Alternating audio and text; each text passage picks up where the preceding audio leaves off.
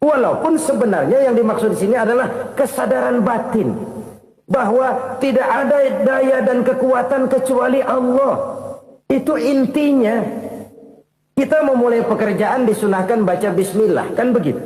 Apa itu? Kesadaran moral bahwa ini saya bisa kerjakan. Saya kerjakan ini dengan menyebut nama Allah. Kenapa? Kalau Allah tidak memberikan daya dan kekuatan, mana mampu saya kerjakan ini. Maka saya kerjakan ini dengan menyebut nama Allah. Bismillah. Kesadaran moral. Manusia hanya wajib berusaha, tapi nggak pernah wajib berhasil. Banyak hal-hal yang kalau kita renungkan secara rasio nggak mungkin, tapi jadi kenyataan. La haula wala quwata illa billah. Tidak ada daya dan kekuatan kecuali bagi Allah semata-mata. Kesadaran moral akan kelemahan dan keterbatasan makhluk bernama manusia. Kadang kita kagum dengan otak, tapi kita sering lupa sama yang bikin otak. Padahal bagaimanapun hebatnya otak, yang bikin otak pasti lebih hebat dari otak. Nggak percaya, silahkan otak-otakan. Inilah kecenderungan. Kita kagum dengan pesawat-pesawat mutakhir, bukan main, besi gede banget terbang itu. Alangkah hebatnya. Lalu apa yang bikin otak tidak lebih hebat dari itu semua? Kita puji laut. Apa yang bikin laut tidak lebih hebat dari laut itu? La haula wa la quwata illa billah. Tidak ada daya dan kekuatan kecuali Allah. Apa yang bisa kita lakukan? Kalau tidak karena daya dan kemampuan yang diberikan oleh Allah kepada kita. Lahirlah sikap tawadu, rendah hati. Tidak melonjak menjadi angkuh dan sombong. Sadar akan kelemahan dan keterbatasan diri. Sebagai makhluk yang diciptakan oleh Allah subhanahu wa ta'ala. Jadi satu sisi ini ucapan yang berpahala, la haula, jadi wiridan. Pada sisi lain ini kesadaran moral, sikap mental, kesadaran batin. Bahwa yang punya daya dan kekuatan itu cuma Allah. Kita nggak pantas untuk sombong. Sebab sombong itu pakaiannya Allah. Kita nggak sedang pakai pakaian Allah, kegedean. Dan makin kita renungi, makin terbentur. Apa sih yang bisa kita sombongin? Kita mau sombong apa? Kaya? Pintar? Itu kan semua relatif. Di atas langit masih ada langit lagi. Jadi oleh karenanya, marilah kita menyadari. Manusia hanya wajib berusaha, tapi tidak pernah wajib berhasil. Yang berusaha saja tidak wajib berhasil, apalagi yang tidak berusaha. Islam bukan agama orang pemalas yang selesai sholat lalu ngelohom, nggelenggem ayem-ayem. Tapi Islam bukan agama orang sombong yang setelah berusaha lalu tidak memerlukan Allah. Kita bisa saja bikin proyeksi, tahun sekian kita bakal panen besar menurut perhitungan otak. Tapi ada kejadian lain. Apa? Tikus ngambek. Habis itu dimakanin tikus, panen gagal. Proyeksi rasional gagal oleh tikus-tikus yang ngambek itu. Bisa saja terjadi. Tahun depan kita panen besar, urung. Kenapa? Musim panas panjang. Dan sekarang ini koran-koran bikin berita musim mengalami penyelewengan. Bukan cuma manusia yang nyeleweng sekarang. Musim pakai nyeleweng. Mestinya kan musim hujan udah selesai. Masih hujan-hujan juga. Musim. Nah sekarang kita boleh bikin proyeksi. Kita bakal panen besar. Tahu-tahu musim panas panjang. Sawah retak, air kering. Cari teknokrat yang paling botak. Suruh pendekin tuh musim panas. La haula wa la quwata illa billah. Inilah kesadaran moral. Saudara, saya teringat satu saat ada seorang konglomerat. Umurnya ya kira-kira 70-an. Satu saat dia ditanya oleh wartawan, "Pak, umur Bapak berapa sih?" "Ya paling 10 tahun." 10 tahun? 10 tahun? Anak Bapak berapa orang? Aduh. Satu saja? Satu. Harta Bapak berapa? Ya paling-paling bangsa 7 juta kali. 7 juta? Iya. Pak, kenapa Bapak bohongi saya? Bapak punya buku biografi. Koran-koran, majalah-majalah banyak memuat cerita riwayat hidup Bapak. Saya tahu umur Bapak 70. Kenapa bilang cuma 7 tahun? Saya tahu anak Bapak 8. Kenapa cuma bilang 1? Saya tahu harta Bapak miliaran, mungkin triliunan. Pabrik di mana-mana, bank di mana-mana. Kenapa bilang uang Bapak cuma 7 juta? Nah, kata si konglomerat tadi, kamu benar nak, kamu benar. Umur saya kalau jumlahnya memang 70 nak. Cuman ingat-ingat saya, baru 7 tahun terakhir ini saya sujud. Baru 7 tahun terakhir ini saya berusaha dekat dengan Allah. Saya laksanakan perintahnya, saya jauhi larangannya. 7 tahun inilah rasanya yang ada nilainya di hadapan Allah. Yang 63 tahun matong, kelabu, kelem umur gue. Habis untuk maksiat, untuk munkarat. Maka ketika ditanya tadi, umur saya 7 tahun itu. Oh begitu Pak. Oh iya. Lalu anak Pak. Anak Bapak kan 8. Kenapa bilang cuma 1? Nah, kalau jumlah hitungannya memang anak saya 8. Tapi dari 8 orang ini rasanya cuma 1 nih. Yang bakal jadi buah hati, belahan jantung. Pelanjut cerita, penerus sejarah. Bakal jadi anak soleh yang akan mendoakan saya. Cuma 1 rasanya anak saya ini yang bakal jadi buah hati saya. Besar-besaran saya. Yang akan mendoakan di kubur saya. Yang akan mendoakan di akhirat saya. Yang 7 orang mana? Masya Allah, yang atu tenggeng. Yang atu nyekek botol nolo. Yang atu nggak karu-karuan. Makanya saya bilang 1 anak saya yang akan bisa mendoakan saya. Oh begitu Pak. Iya. Nah harta Pak. Harta Bapak kan triliunan. Pabrik Bapak di mana-mana. Uang Bapak hampir di tiap bank-bank besar. Kenapa bilang cuma 7 juta? Betul kau nak. Harta saya kalau jumlahnya memang miliaran, triliunan mungkin. Tapi yang saya ingat baru 7 juta tuh yang saya belanjakan di jalan Allah. Saya nyumbang masjid, saya santuni yatim piatu, saya bantu pembangunan pesantren, saya bantu pembangunan rumah sakit Islam. Itu yang akan saya bawa pulang ke akhirat, yang 7 juta itu. Yang triliunan itu nanti akan diperebutkan oleh anak-anak saya sebagai waris saya. Jadi harta saya 7 juta itu yang bakal nemenin saya di akhirat. Yang akan saya bawa pulang jadi teman saya. Saudara-saudara kaum muslimin, jangan-jangan orang tua itu adalah kita-kita ini. Jangan-jangan kita-kita ini adalah orang tua itu. Jangan-jangan itu potret dari diri kita masing-masing. Dari sekian umur yang diberikan Allah, berapa tahun yang ada nilainya di hadapan Allah.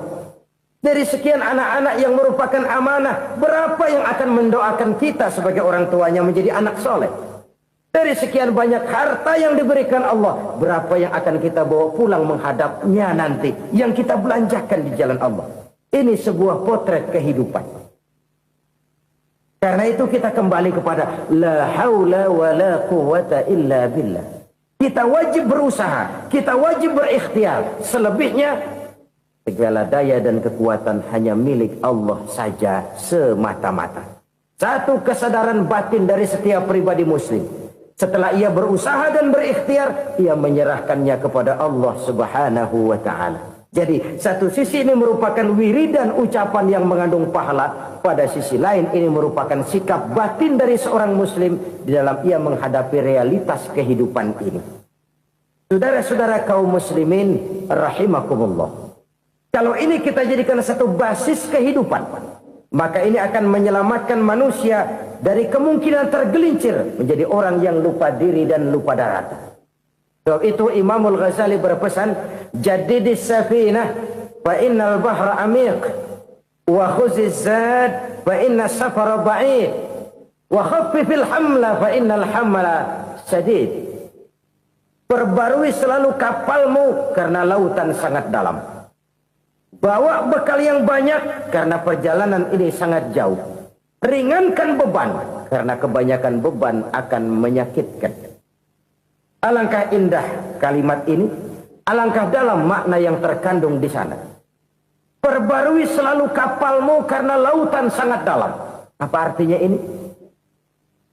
Jaga mentalmu baik-baik.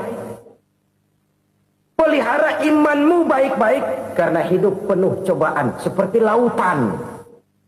Kita kalau berlayar di lautan kan kadang-kadang tenang, angin bertiup sepoi-sepoi basah.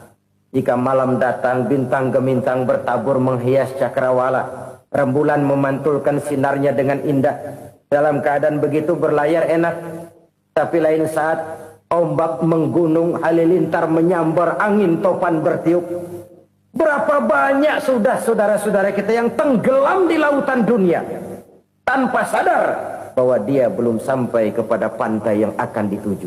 Berapa banyak sudah saudara-saudara kita yang tenggelam di lautan dunia ini tanpa sempat bangkit lagi. Dia menyangka sudah sampai kepada tujuannya. Hati-hati kapal jangan sampai bocor karena lautan sangat dalam. Iman ini jaga baik-baik karena hidup penuh dengan ujian.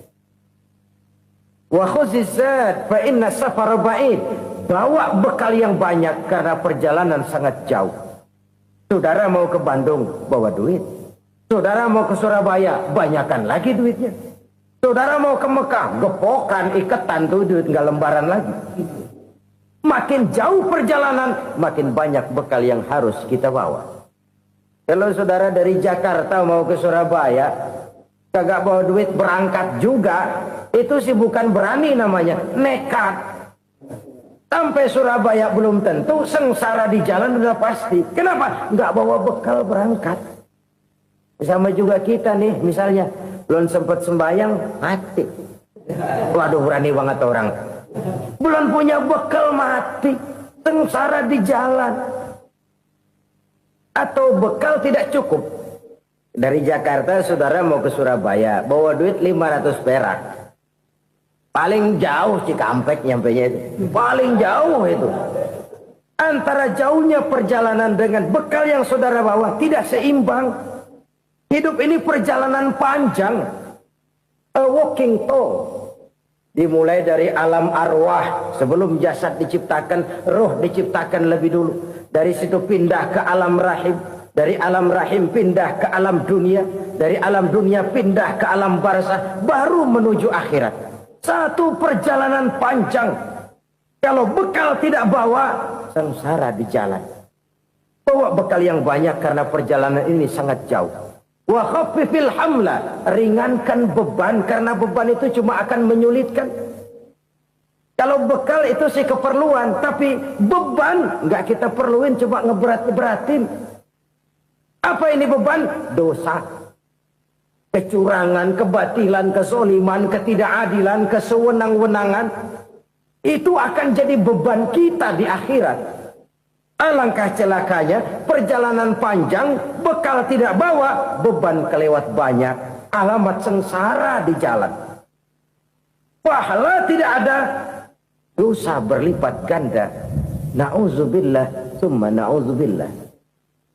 Kalau kita rangkum nasihat Al-Ghazali dengan kisah si konglomerat tadi, kita akan mengambil kesimpulan. Pertama, bekal terbaik dalam menghadapi gejolak kehidupan ini tidak lain adalah iman. Yang kedua, pahala dan dosa. Dua hal kontroversial. Pahala adalah bekal, dosa adalah beban. Tapi kita sekarang kan tidak begitu terangsang kepada yang abstrak. Orang berlomba mencari yang konkret-konkret saja. Yang real. Kalau memang dosa, benjol dong. Kira-kira begitu. Kira-kira begitu. Persis orang Yahudi dulu. Orang Yahudi itu kan pernah minta kepada Nabi Musa. Ya Musa, lan nu'mina laka hatta narallaha jahrah. Musa, kami nggak bakal mau beriman kepada Allah kalau belum kami lihat Allah ada nongkrong di depan kami. Kalau memang Tuhan ada, taruh dong di depan kami. Mau yang konkret-konkret saja. Kalau memang dosa, benjol dong. Kalau memang pahala, berasa dong. Orang terangsang kepada yang real, yang konkret-konkret saja. Karena itu, untuk mengejar dosa, orang mau bayar. Tapi untuk mengejar pahala, walaupun tidak bayar, orang segan. Ini yang dikatakan oleh Nabi, kamu mengharapkan ke surga, tapi kamu berat melaksanakan sesuatu yang bisa membawa kamu ke surga. Kamu ingin jauh dari neraka, tapi tiap saat kamu lakukan perbuatan-perbuatan yang justru menjerumuskan kamu ke neraka. Idda'aitum an-najata minan nar wa ramaitum fiha anfusakum. Kamu ingin selamat dari neraka, tapi kamu lemparkan diri kamu ke neraka. Kamu ingin masuk surga, tapi berat sekali kamu melakukan perbuatan-perbuatan yang bisa menyampaikan kamu di surga. Saudara-saudara kaum muslimin rahimakumullah. Jadi hal keempat yang merupakan perbendaharaan surga adalah la haula wa la quwwata illa billah. Satu sisi ini merupakan ucapan yang memperberat timbangan akhirat. Pada sisi lain ini merupakan sikap hidup seorang muslim. Kesadaran batin yang sangat dalam bahwa tidak ada daya dan kekuatan kecuali Allah. Dan itu kita simbolkan pada saat memulai pekerjaan dengan Bismillah. Dengan menyebut nama Allah. Satu kesadaran moral. Saya hanya bisa melakukan ini karena diberikan daya dan kekuatan oleh Allah. Lahirlah sikap tawadu, rendah hati, tidak melonjak menjadi angkuh dan sombong. Saudara-saudara, sampai sini dulu jumpa kita kali ini. Semoga 4 perbendaharaan surga ini dapat kita lakukan, yang kelak akan merupakan bekal kita di kemudian hari nanti. Amin ya rabbal alamin. Bapak-bapak, ibu-ibu, saudara-saudara kaum muslimin rahimakumullah. Di dalam kehidupan kita sebagai seorang muslim, minimal 5 kali dalam sehari semalam kita mendengar seruan untuk mendirikan solat yang disebut azan. Ada kalimat menarik di dalam kalimat azan itu, yakni seruan hayya 'alal falah, marilah menuju kepada keberuntungan, marilah meraih kemenangan. Seruan ini adalah kecenderungan dari setiap manusia, apapun warna kulitnya. Artinya, setiap orang dalam hidup selalu ingin meraih dan mencari kemenangan. Kemenangan akan melahirkan kepuasan batin, dan kepuasan batin memberikan kebahagiaan. Sedangkan kekalahan melahirkan penderitaan batin, dan penderitaan batin menjerumuskan seseorang di dalam berbagai bentuk kerugian. Jikalau inilah seruan azan, maka masalahnya ialah apa yang menyebabkan kita meraih kemenangan. Al-Quranul Karim memberikan tuntunan dan ajaran kepada kita bahwa orang-orang yang memperoleh kemenangan itu tidak lain adalah orang-orang yang bertakwa. Hanyalah mereka yang bertakwa kepada Allah Subhanahu wa ta'ala pada akhirnya akan tampil sebagai pemenang. Lalu siapa orang yang bertakwa itu? Dijelaskan dalam awal-awal Al-Baqarah. Orang yang bertakwa yang akan meraih kemenangan, pertama, allazina yu'minuna bil ghaib, yaitu orang-orang yang beriman kepada yang gaib. Percaya bahwa ada alam yang gaib, alam yang abstrak, alam yang tidak bisa dijangkau oleh salah satu daripada panca indera kita. Mereka percaya dan beriman kepada adanya malaikat, beriman kepada adanya iblis dan jin, beriman kepada adanya alam kubur, beriman kepada adanya alam mahsyar, beriman kepada adanya alam akhirat, beriman kepada adanya surga dan neraka. Beriman bukan cuma sekedar beriman dalam ucapan bibir saja, tetapi beriman yang nilai iman itu mampu mewarnai gerak dan gaya hidupnya. Iman yang meresap sampai ke tulang sumsum, kemudian memberikan dampak positif di dalam kehidupan manusia. Alam, kita tahu, adalah sesuatu yang selain Allah, dan Allah bukanlah alam. Apapun namanya selain daripada Allah, itu adalah alam. Alam pada hakikatnya terbagi menjadi 2. Ada alam syahadah, alam nyata, alam konkret, alam yang bisa dijangkau oleh salah satu indera kita. Kemudian ada alam ghaib.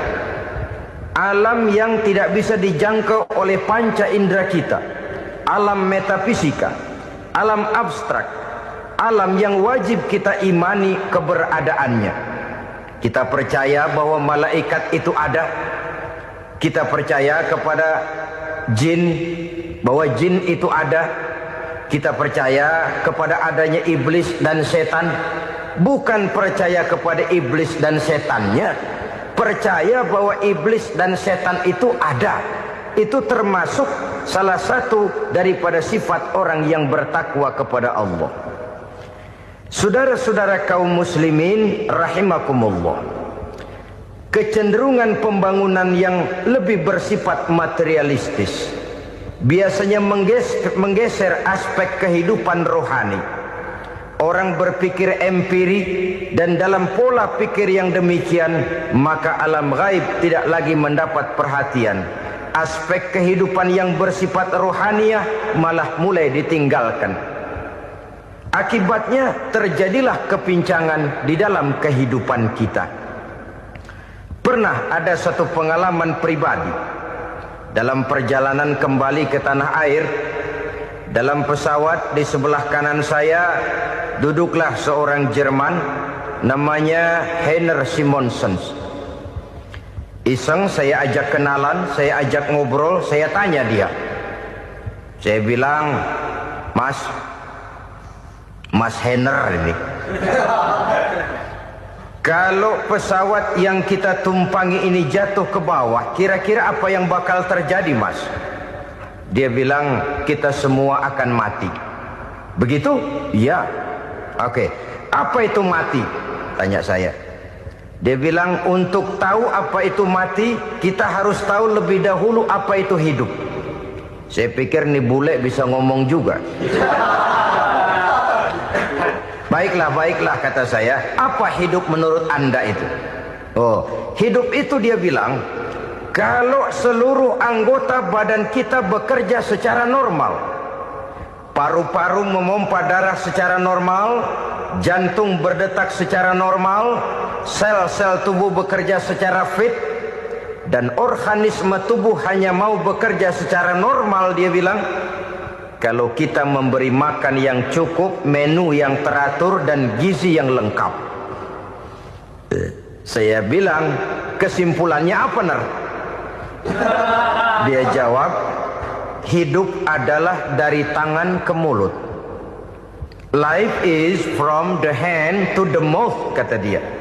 Hidup adalah dari tangan ke mulut. Jadi masalah hidup tidak lebih daripada masalah isi perut. Orang pergi pagi, pulang sore, peras keringat, banting tulang, perut yang dibelain. Saya bilang, you are wrong. Sampean salah, Ner. Kamu orang Islam bukan? Bukan. Pantas. Kenapa saya salah? Dia bilang, ya jelas salah. Salahnya di mana? Kamu ini manusia. Kalau hidup cuma dari tangan ke mulut, saya bilang, kambing di kampung saya juga begitu pikirannya, Ner. Itu kambing di kampung saya, asal perutnya kenyang, sudah hidup dia. Perkara besok bagaimana, lusa prospeknya macam mana, bulan depan ada apa, kambing nggak pernah mikir. Di kampung saya kambing juga pikirannya begitu. Kamu Kristen ya? Tadinya. Loh kok tadinya, lalu apa sekarang kamu ini? Dia bilang, sekarang saya netral. Saya tidak beragama, tapi saya percaya kepada Tuhan sebagai pencipta alam. Saya ingat benar dia bilang, I haven't any religious, but I believe to God as the creator of the world. Kenapa bisa netral begitu, Ner? Habis saya bingung katanya. Islam bilang Islam baik, Kristen bilang Kristen baik, Hindu Buddha bilang Hindu Buddha baik, semua agama baik. Saya netral sekalian, nggak beragama. Yang penting saya percaya kepada Tuhan. Saya bilang, Ner, kamu ini kayak orang mau beli celana. Lalu bingung. Yang satu bilang Levi's bagus, yang satu bilang Blue Jean hebat, yang satu bilang Wool England hebat. Celana ini hebat, celana itu bagus, celana ini hebat. Semua celana bagus, kamu bingung. Akhirnya netral, tidak pakai celana. Itu juga salah. Saya pikir-pikir, kemudian saya melihat bahwa dua pola berpikir Henner ini nampaknya sudah mulai menggejala di lingkungan masyarakat bangsa kita. Disadari atau tidak, secara jujur kita harus berkata, dua pola pemikiran Henner ini mulai berkembang di tengah masyarakat bangsa kita. Pertama, pola pikir materialisme. Hidup adalah dari tangan ke mulut. Masalah hidup tidak lebih masalah isi perut. Itu yang perlu dibela, dan disitulah arti kehidupan. Pergi pagi, pulang sore, peras keringat, banting tulang untuk mempertahankan perut. Kalau sudah kemari cara orang berpikir, maka buat apa percaya kepada yang gaib? Untuk apa sholat? Untuk apa puasa? Untuk apa zakat? Untuk apa menghadiri majelis taklim? Tanpa kepercayaan kepada yang gaib, hidup berjalan menurut alur empiris dan materialis. Kalau sudah ke sana cara orang berpikir, biasanya orang lalu cenderung menghalalkan segala cara. Hanyalah orang yang percaya bahwa akhirat ada. Hanyalah orang yang percaya bahwa alam kubur itu ada. Hanyalah orang yang percaya bahwa malaikat itu ada, hidupnya akan lebih terarah dan terkendali. Karena kepercayaan kepada yang gaib, yang merupakan fase daripada kehidupan setelah hidup yang sekarang ini, mewarnai gerak pribadi seseorang di dalam dia melakukan kegiatan hidupnya. Pola berpikir materialisme, disadari atau tidak, mulai menggejala di lingkungan masyarakat bangsa kita. Hidup tidak lebih dari urusan tangan ke mulut, mulut ke tangan, tangan ke mulut. Asal perut sudah kenyang, hiduplah sudah. Perkara bagaimana prospek hari yang akan datang, bagaimana akhirat, tidak jadi persoalan. Ini yang oleh Nabi diperingatkan, ad-dunya sijnul mu'min wa jannatul kafir. Dunia adalah penjara bagi orang beriman dan surga bagi orang kafir. Dulu di zaman Belanda hadis ini pernah disalah tafsirkan, disalah artikan, digunakan sebagai senjata untuk mengkebiri dan membuat impoten umat Islam. Sudahlah umat Islam gak usah macam-macam, kata Belanda. Dunia ini kan penjara buat orang Islam, surga buat orang kafir. Di penjara jangan bertingkah.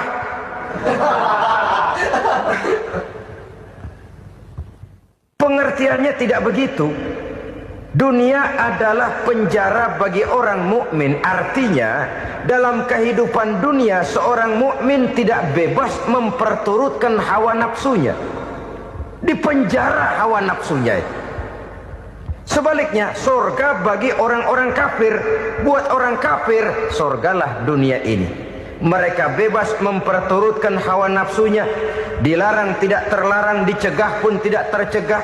Mereka hidup menurut alur bisikan nafsu mereka sendiri. Kemudian bila ajal datang, maut merenggut nyawa, selesailah surganya sampai di situ. Maka bagi orang-orang yang tidak percaya kepada adanya akhirat, kepada adanya alam gaib, surganya sebatas umurnya. Sekali lagi, surganya sebatas umurnya. Bila umur selesai, ajal pun datang merenggut nyawa, selesailah sudah surganya sampai di situ. Alangkah pendeknya perjalanan orang-orang yang tidak percaya kepada alam gaib ini. Bagi kita mukmin, jikalau kita mampu memenjarakan hawa nafsu, kita bisa bahagia di dunia ini. Dan Islam memang tidak menyuruh kita sengsara di dunia. Raih dunia, kejar dunia, gapai dunia sebagai alat untuk mencapai kebahagiaan di akhirat nanti. Hidup adalah satu perjalanan panjang yang terbentang sejak kita terlahir dari alam rahim sampai kepada alam akhirat nanti. Andai kata kita gagal meraih kebahagiaan di dunia, toh kita masih punya akhirat. Tapi jangan jadi dalil yang melemahkan semangat. Biarin dah kita di dunia kebelangsak, yang penting akhirat. Akhirnya dunia benar-benar kebelangsak. Bagaimana dunia ini bisa kita raih, dan bagaimana meraih dunia untuk menunjang kepentingan akhirat nanti. Yang kedua, dari pikiran Henner yang saya lihat menggejala di lingkungan masyarakat bangsa kita, timbulnya manusia-manusia netral. Seolah-olah Tuhan yes, agama no. Sama Tuhan percaya, agama ogah. Tuhan ngangguk, giliran agama godeng. Padahal hampir dalam setiap ayat dalam Quran kata-kata amanu biasanya bergandeng dengan wa amilus sholihat, iman dan amal soleh. Ini sebagai isyarat Tuhan dan agama jangan pernah dipisah-pisah. Apabila kita bertuhan, maka kita harus beragama. Apabila kita beragama, maka agama itu harus bersumberkan dari Tuhan yang kita imani itu. Tidak mungkin kita pisah, Tuhan yes, agama no. Sama Tuhan percaya tapi agama bikin sendiri. Sembayangnya cukup bengong 2 jam madep ngulon.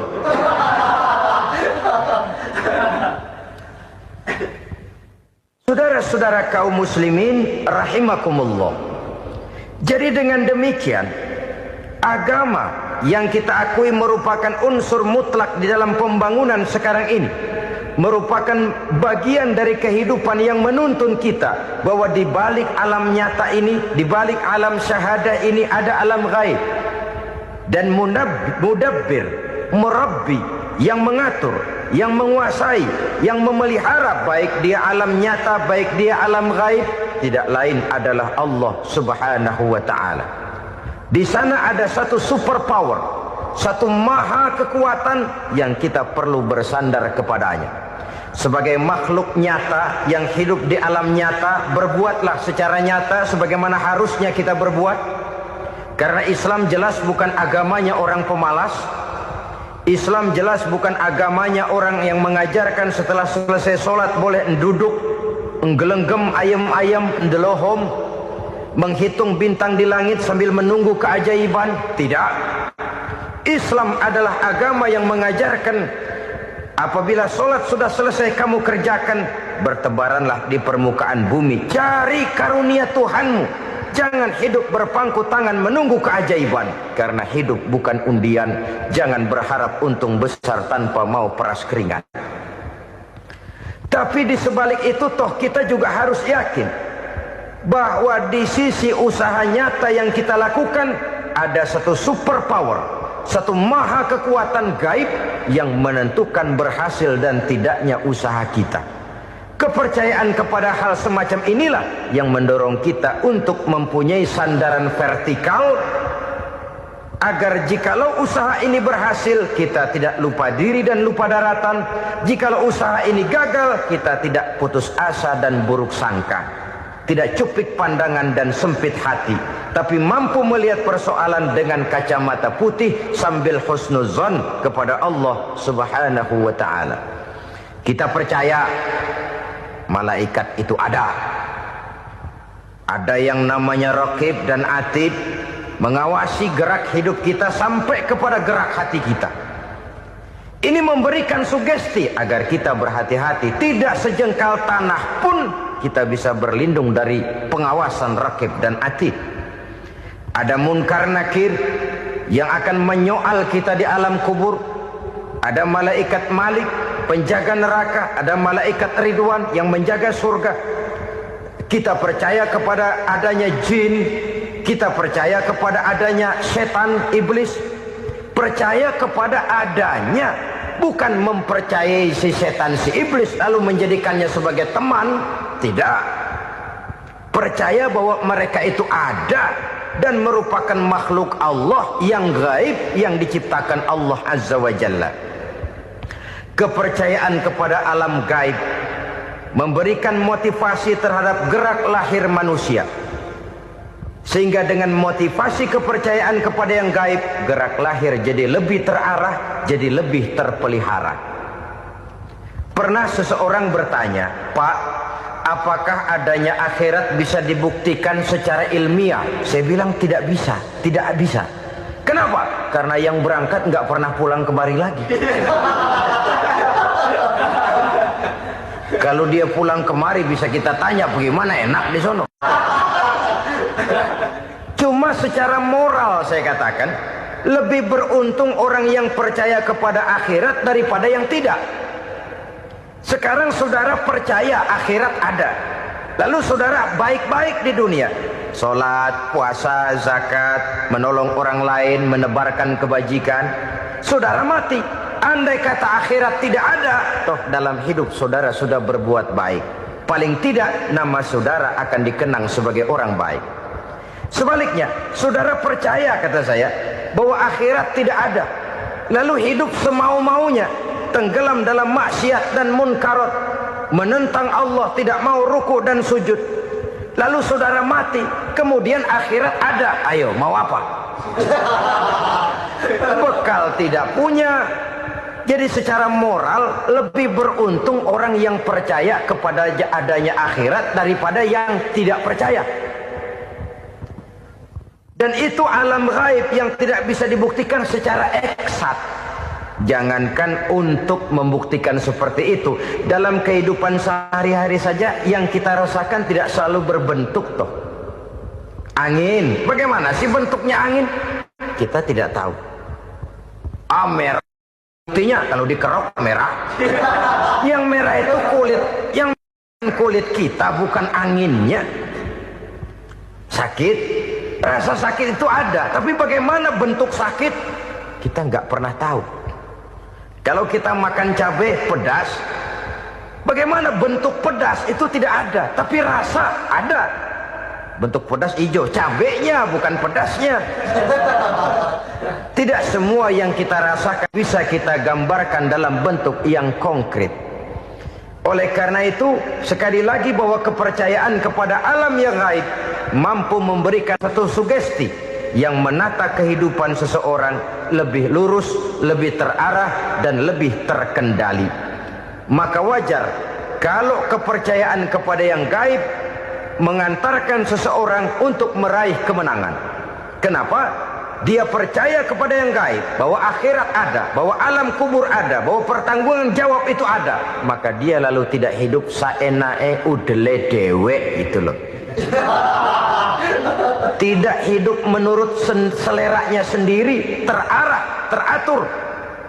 Ini cirinya yang pertama. Orang bertakwa yang akan meraih kemenangan, mereka beriman, mereka percaya kepada yang gaib. Bahkan hal-hal konkret saja selalu berangkat dari yang gaib. Saudara-saudara, para remaja, para pemuda sekarang ini tidak pernah tahu toh siapa yang akan jadi teman hidup saudara. Kita bisa saja ngerancang, mentargetkan, tapi toh akhirnya yang namanya jodoh bukan kekuasaan kita. Rezeki di luar kemampuan kita. Begitu juga ajal. Maut, jodoh, ajal adalah contoh-contoh konkret bahwa pada akhirnya yang gaiblah yang menentukan. Bertahun-tahun ngelancong, emang jodoh seret, nggak jadi.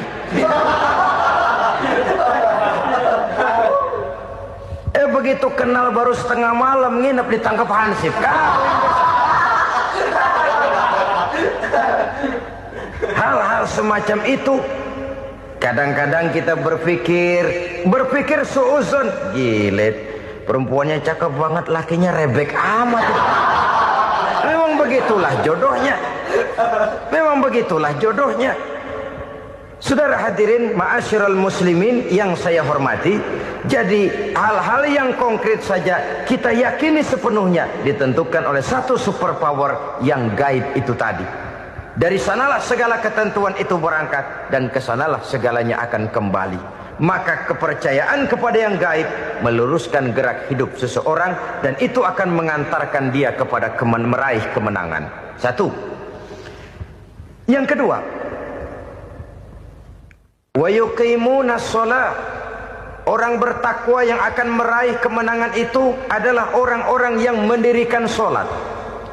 Kenapa sholat mengantarkan orang untuk meraih kemenangan? Yang jelas, inna sholata tanha anil fahsya'i wal munkar. Sholat mampu mencegah manusia dari perbuatan keji dan munkar. Banyak filsafat hidup yang terkandung di dalam sholat ini. Sejak kita wudhu sampai kita menghadap ke arah kiblat, sampai kita melakukan gerak-gerak sholat, bacaan-bacaan yang ada di dalam sholat, lalu sampai kepada mengucapkan salam.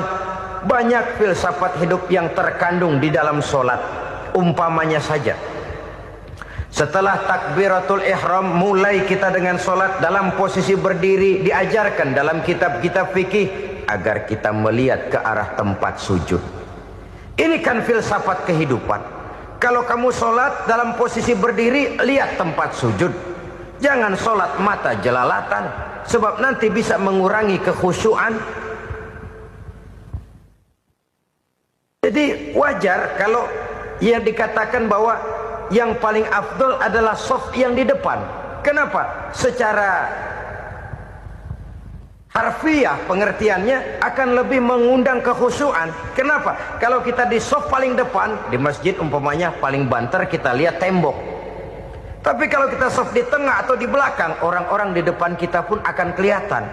Yang bajunya loreng, yang bajunya genggang, yang bajunya macam-macam. Kita lihat, kadang-kadang kita pikirin, ada yang bajunya bolong. Kita sholat tapi dalam hati, nih orang bajunya robek yang nggak tahu apa. Ada saja hal-hal yang mengusik kekhusyuan kita. Oleh sebab itu diajarkan dalam posisi berdiri, lihat, arahkan pandangan matamu kepada tempat sujud. Ini kan filsafat kehidupan. Maksudnya apa? Kalau lagi diri, lihat dong tempat sujud. Kalau udah di atas, ingat dong sama yang bawah. Kalau sudah tinggi, ingat dong dari mana kamu berangkat. Kalau sudah berkuasa, bantu dong yang lemah. Kalau sudah kaya, santuni dong yang miskin. Kalau sudah alim, bimbing dong yang awam. Ini filsafat kehidupan. Dalam posisi berdiri, kau lihat tempat sujud. Ini akan melahirkan kepekaan sosial, di mana seseorang mau tahu kepada orang lainnya.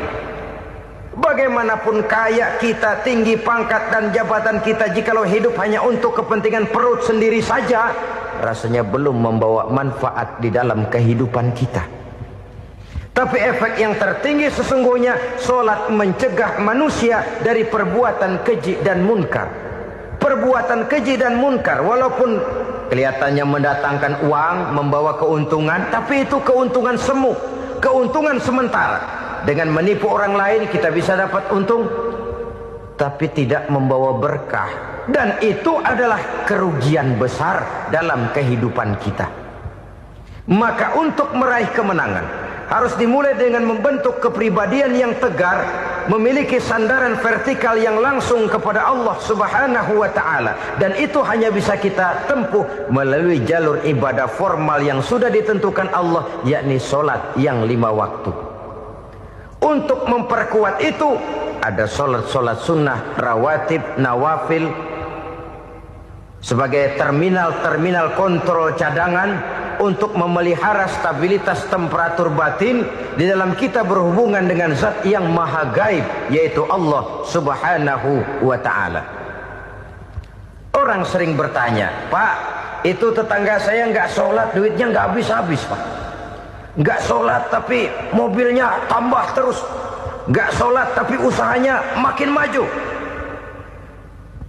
Tapi di sisi lain ada orang yang rajin sholat, rezekinya butak bener. Anaknya mana kurus, mana korengan. Saudara hadirin ma'asyiral muslimin rahimakumullah. Harus saya katakan bahwa sholat memang bukan untuk cari duit. Sholat adalah sandaran vertikal kita kepada Allah. Sedangkan soal rezeki itu berkaitan dengan sifat Allah maha pengasih dan maha penyayang. Allah maha pengasih, siapapun dikasih kalau mau usaha. Allah maha penyayang, tidak semua orang disayang oleh Allah Azza wa Jalla. Dan belum tentu banyak harta itu merupakan nikmat. Mungkin juga istidraj. Artinya istidraj itu dikasih tapi diambulin, kalau bahasa Betawinya itu. Dikasih tapi diambulin, itu bukan merupakan nikmat sesungguhnya, lebih merupakan azab dari Allah Subhanahu wa ta'ala.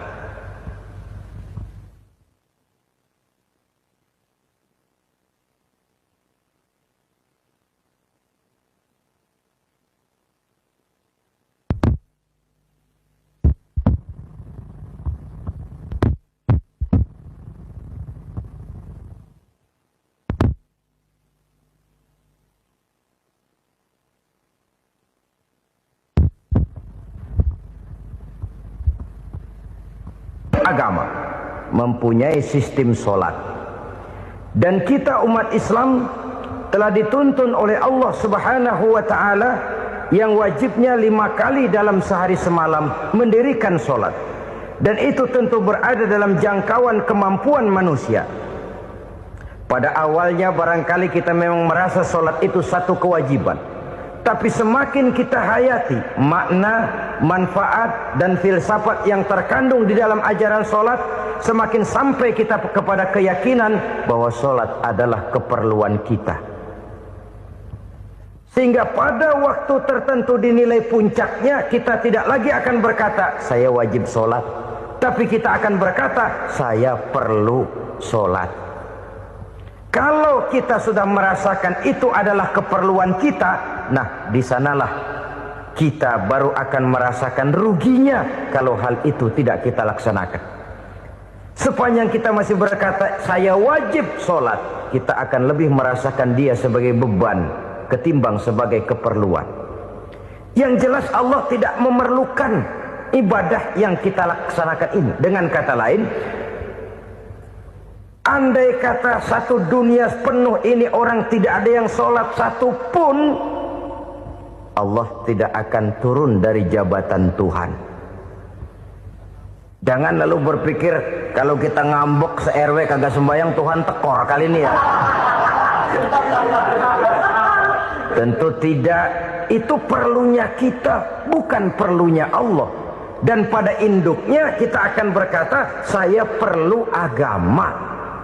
Kalau secara induk kita sudah memerlukan agama, maka konsep-konsep yang ada di dalam ajaran agama itu pun adalah juga merupakan keperluan kita. Baik dia bernama sholat, baik dia bernama puasa, baik dia bernama zakat, baik dia bernama haji, seluruhnya adalah keperluan kita. Dan sesuatu yang kita perlukan apabila tidak kita laksanakan akan melahirkan kerugian di dalam kehidupan. Jangan heran kalau kita membaca riwayat perjalanan hidup para salafus soleh, orang-orang soleh. Ada yang tahajud sampai 100 rakaat, ada yang sholat malam kakinya sampai bengkak. Kita sekalinya bengkak biri-biri. Ada yang sholat membaca surah dalam Al-Quran sampai khotam Quran. Kok mau? Mereka sudah merasakan itu keperluan. Itu saja soalnya. Satu saat pun jikalau kita merasa bahwa itu keperluan saya, kita pun akan melaksanakan seperti itu. Keperluan saya dalam kehidupan. Inilah yang kedua. Yang ketiga, orang bertakwa yang akan meraih kemenangan itu, wa mimma razaqnahum yunfikun. Mereka membelanjakan sebagian daripada rezeki yang diberikan Allah kepada mereka. Mereka infakkan di jalan Allah. Ada satu dialog menarik. Satu hari seorang anak muda bertemu dengan seorang kakek-kakek yang sudah dikenalnya baik.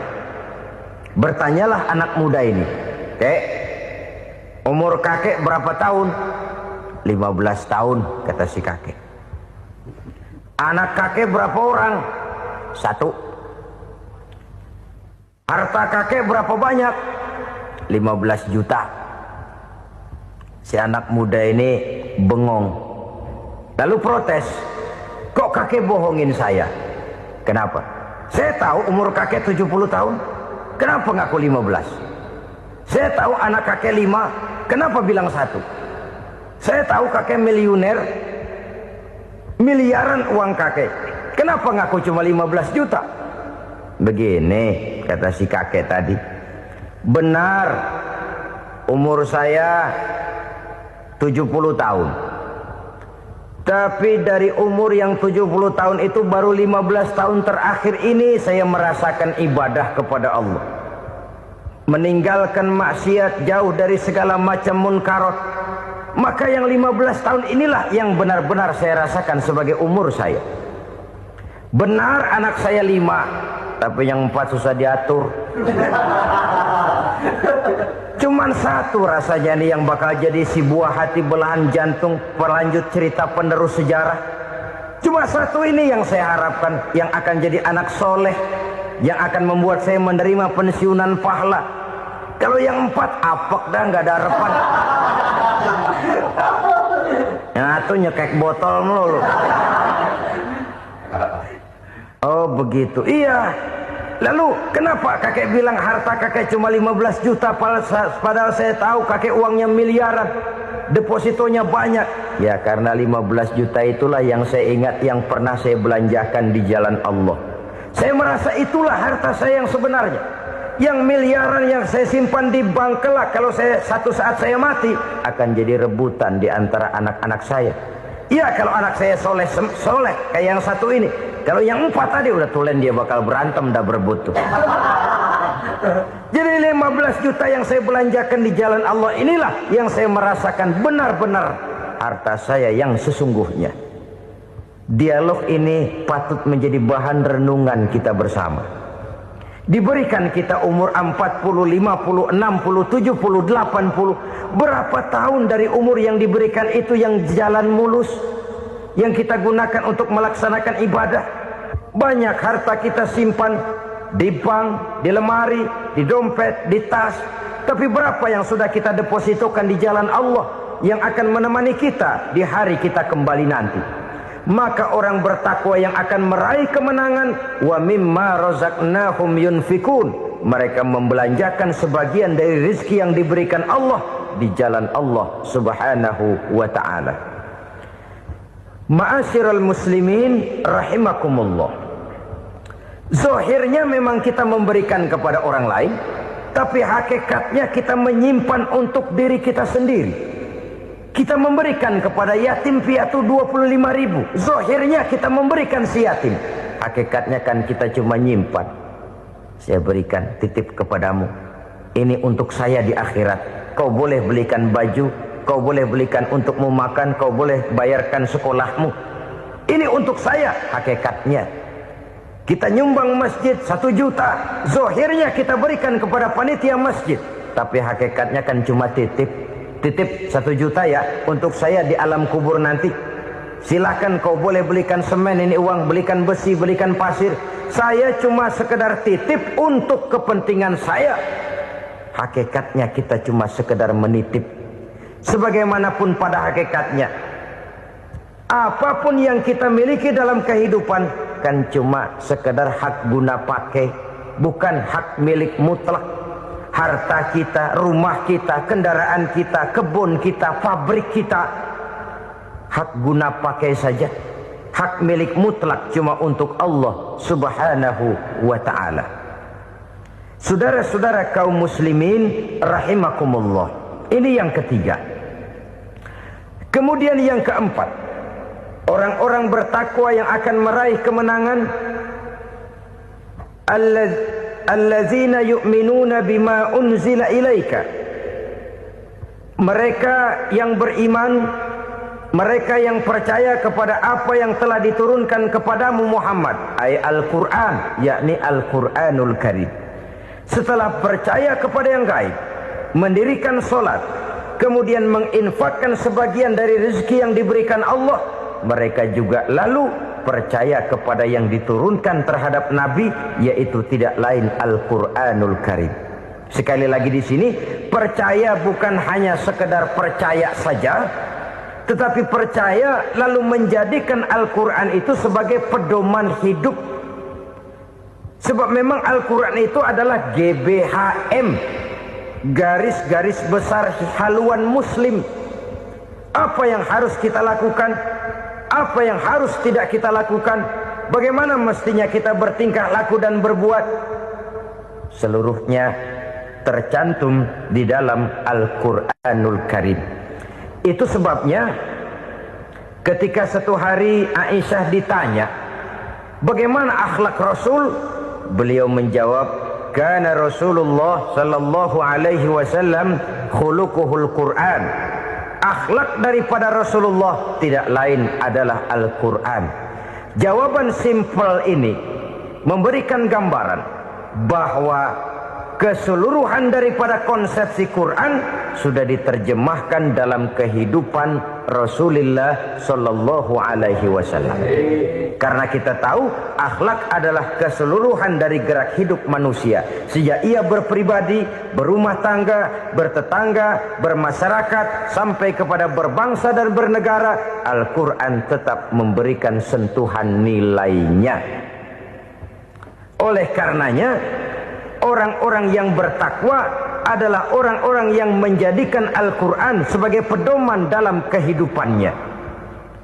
Dan kita yakini Al-Quran diturunkan kepada Nabi Muhammad bukan merupakan produk Nabi Muhammad. Isi dan redaksinya langsung dari Allah Subhanahu wa ta'ala. Kemudian cirinya yang kelima, orang bertakwa yang akan meraih kemenangan itu, wa ma unzila min qablika.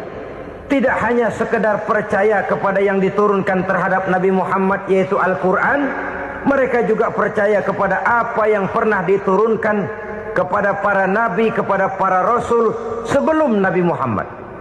Percaya kepada adanya suhuf, percaya kepada adanya Taurat, percaya kepada adanya Injil, percaya bahwa Allah dahulunya sudah menurunkan Taurat kepada Musa, percaya bahwa Allah sudah menurunkan Injil kepada Isa, percaya Injil ada, Taurat ada, diturunkan Allah untuk Isa dan Musa, tetapi tidak wajib mengamalkannya karena kita sudah diberikan Al-Quranul Karim. Ini yang perlu saya garis bawahi. Kita percaya Allah telah menurunkan Injil dahulu kepada Isa. Kita percaya bahwa Allah telah menurunkan Taurat dahulunya kepada Nabi Musa. Kadang-kadang ini dijadikan dalih, dikacaukan pengertiannya. Quran saja mengajarkan bahwa orang yang bertakwa harus percaya kepada Injil, maka pakailah Injil. Apalagi kalau ayat sebelumnya ditilap, dihapus, dihilangkan, Injilnya yang ditekankan, maka akan terjadilah penekanan yang salah arah. Karena salah arah akhirnya bisa merusak dan menghancurkan akidah. Ketika Rasul suatu saat pernah ditanya orang, "Ya Rasul, bagaimana sikap kita sebagai muslim terhadap Injil yang ada sekarang?" Beliau menjawab, "La tukadzibuhu jami'an wa la tusaddiquhu jami'an." Jangan didustakan seluruhnya, jangan juga dibenarkan semuanya. Artinya, ini sudah merupakan gambaran dari Rasul bahwa dalam Injil yang ada sekarang masih ada ajaran-ajaran tauhid yang dibawa oleh Nabi Isa dan diajarkan kepada umatnya. Tapi juga dalam Injil yang sekarang ini sudah terkena intervensi dan investasi manusiawi. Karena itu Rasul menyimpulkan, la tukadzibuhu jami'an wa la tusaddiquhu jami'an. Jangan didustakan semua, jangan dibenarkan seluruhnya. Kita memang percaya Allah telah menurunkan Injil kepada Nabi Isa dulu, tapi kita tidak wajib mengamalkan Injil. Kita percaya Allah telah menurunkan Taurat kepada Nabi Musa, tapi kita tidak wajib mengamalkan kitab ajaran Taurat. Yang wajib kita percayai dan kita amalkan hanyalah Al-Quranul Karim. Kenapa? Oleh karena baik yang ada di dalam Taurat, baik yang ada di dalam Injil, tentu tercakup di dalam Al-Quran sebagai kitab terakhir yang diturunkan oleh Allah Subhanahu wa ta'ala. Dan itu wajar. Kalau seorang pejabat mau mengeluarkan satu keputusan baru, tentu dia harus meninjau keputusan-keputusan lama. Andai kata dianggap tidak berlaku, dianggap tidak relevan lagi, maka keputusan-keputusan lama itu tentu sudah dianggap tidak berlaku. Sebagian daripada aturan-aturan dalam keputusan lama yang masih dianggap relevan tercantum dalam keputusan baru yang wajib diamalkan. Begitulah hubungannya antara Al-Quran, Taurat, Zabur, dan Injil. 4 kitab samawi yang diturunkan Allah masing-masing kepada Zabur untuk Nabi Daud, Taurat untuk Nabi Musa, dan Injil untuk Nabi Isa alaihi wassalatu wassalam. Ketiga-tiga kitab itu kita percayai adanya. Kita yakini Allah telah menurunkan Zabur, Taurat, dan Injil. tapi kita tidak wajib mengamalkannya. Yang wajib kita mengamalkannya sekarang ini tidak lain hanyalah Al-Quranul Karim saja, karena ia mencakup apa yang ada di dalam Zabur, apa yang ada di dalam Taurat, dan apa yang ada di dalam Injil. Keotentikannya bisa dipertanggungjawabkan. Ya, tapi kan Nabi Muhammad sudah mati 14 abad yang lalu, dan di zaman beliau Al-Quran kan belum dikodifikasikan, belum ditulis. Bagaimana keotentikannya bisa dipertanggungjawabkan? Mudah saja. Allah berjanji, inna nahnu nazzalna dzikra wa inna lahu lahafizun. Kami yang menurunkan Al-Quran dan kami yang akan menjaga dan memeliharanya. Allah turunkan Quran, Allah menjaganya. Bagaimana cara Allah menjaga Al-Quran itu? Banyaknya orang-orang yang hafaz Al-Quran. Hafaz Al-Quran 30 juz, 114 surah, 6.666 ayat. Sehingga jangankan satu kata, jangankan satu ayat, satu kalimat saja berubah sudah akan timbul reaksi dan mudah dimengerti. Kenapa? Banyak orang-orang yang hafaz Al-Quran. Sedangkan pada setiap akhir tahun biasanya malaikat Jibril selalu mengadakan checking terhadap ayat-ayat yang diturunkan pada waktu itu. Di zaman Nabi sendiri sudah ada usaha kodifikasi. Dan yang lebih luar biasa lagi, sampai hari ini tidak seorang pun mampu membuat satu ayat saja semacam Al-Quran. Ke bahasa manapun dia diterjemahkan, naskah aslinya tetap ikut. Rujukan dasarnya tetap ada. Berdasarkan itu, maka tidak mungkin terjadi penyelewengan terhadap atau pemalsuan terhadap ayat-ayat Al-Quranul Karim.